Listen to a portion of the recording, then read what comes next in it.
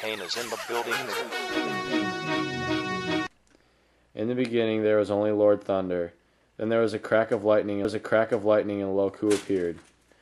I must have a place to live, declared Loku, and he began building himself a home made of bananas. After months of laboring under the hot sun, Loku finally finished his home. He stepped back to admire it. How gorgeous my place is.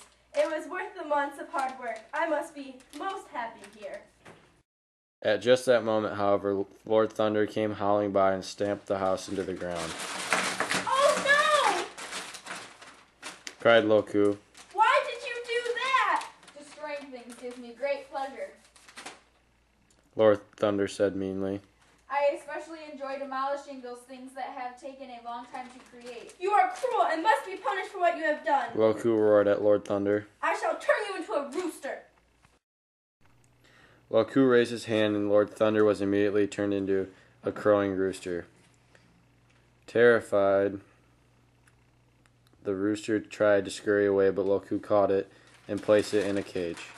This will stop you in your destructive ways, Loku declared. The day grew hot, and the rooster became thirsty. Please give me some water, Loku, and I will give you a special tooth from my mouth, begged Lord Thunder. He did not trust Lord Thunder. Give me the tooth first. Loku demanded, and the rooster reached through the bars of his cage and handed Loku his tooth. I will plant this tooth and then return to you your water, Loku said. He went into the garden and planted the tooth in the soil. Then he returned to the rooster. Here is the water I promised. Loku placed a small bowl of water inside the cage. The moment the rooster tasted the water, he became Lord Thunder again. Fool! Lord Thunder shouted. Do you think this flimsy cage can hold me now? He shook the bars, which snapped like twigs. Lord Thunder leapt out of the cage and shot up toward heaven in a shower of sparks. As he rose in the sky, he cried down to Loku. Loku, you will pay for what you have done to me. Lord Thunder soon made a good on his threat and sent a terrible rainstorm to Earth. The waters are rising higher and higher, Loku noted with alarm. Then he noticed a tall yellow vine growing from the rooster's tooth that he had planted. On the vine was a giant gourd. As the rains continued, the floodwaters swirled higher and higher. I can save myself by climbing onto that gourd, Loku thought, and he leapt on top of it. The rising floodwaters carried the gourd toward the sky. As the gourd floated higher into the heavens, Loku spotted the place of Lord Thunder. He soared toward the building and pounded on Lord Thunder's door. Let me in! Loku cried. You have tricked me and destroyed all I own. Our battle is not over.